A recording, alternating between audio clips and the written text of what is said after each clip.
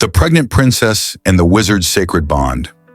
In the ancient kingdom of Oyo, where the red dust of the Sahel met the lush forests of the south, Princess Adana lived in a palace of carved wood and polished bronze. She was not like other princesses. While they concerned themselves with court politics and marriage prospects, she spent her days in the royal library, studying the sacred texts of her people and the mysteries of the natural world. Her father, the Elephant, worried about her unusual interests but indulged them, for she was his only child and had inherited her mother's piercing intelligence. What the Elephant didn't know was that Adana's studies went far beyond mere academic curiosity. In the dead of night, when the palace slept and only the crickets sang their evening chorus, she would slip away to the sacred grove at the edge of the city. It was there she first met Oluwaseun, the kingdom's most powerful wizard. Unlike the court magicians who performed parlor tricks for entertainment, Oluwaseun was a true master of ancient magic. His eyes held the wisdom of centuries, and his hands bore the scars of countless rituals. He was neither young nor old.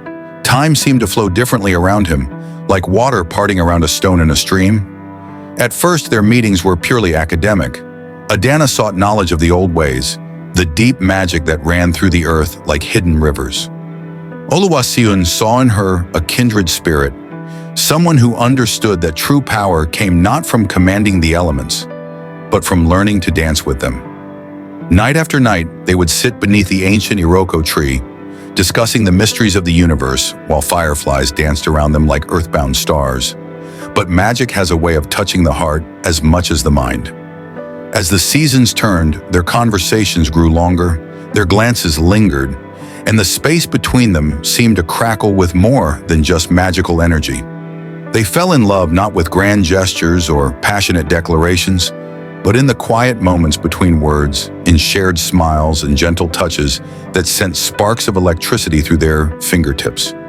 When Adana discovered she was with child, she felt both terror and joy. The baby grew within her like a flame, warm and bright, filled with magic that made flowers bloom wherever she walked. She knew the consequences would be severe. A princess was expected to marry a noble, not bear the child of a wizard. But there was power in her love, power in the life growing inside her, power that felt older and more sacred than any royal decree. The news eventually reached the Elephant. The palace erupted in chaos. The court magicians were consulted, the ancestors were petitioned, and the council of elders debated for days. Some called it a scandal, others a blessing. The old women who kept the ancient wisdom whispered that such a union hadn't occurred in 7 generations, not since the time when God still walked among mortals. Oluwaseun came to the palace, not in secret this time, but in full view of the court.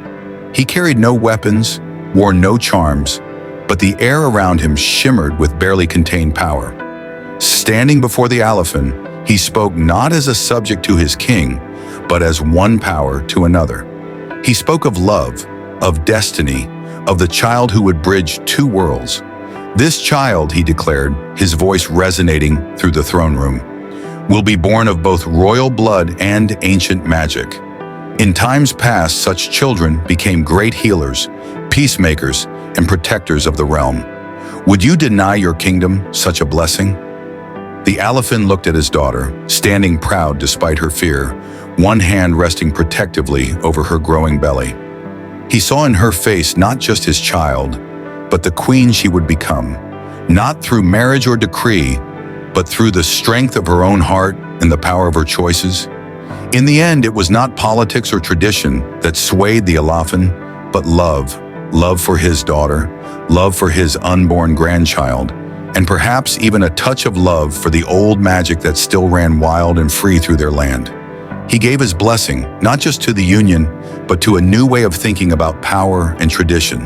Adana and Oluwaseun were married in both the royal court and the sacred grove. Their child was born on a night when shooting stars painted the sky with silver, and the ancient trees of the grove bent their branches to peek into the birthing chamber.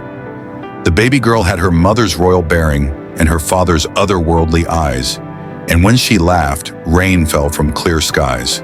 The kingdom changed after that. The barriers between the old magic and the new ways became more fluid. The sacred grove extended its boundaries until patches of wild magic could be found even in the heart of the city. And in the palace, a new kind of royal line began, one that carried the blood of both rulers and wizards. Please subscribe.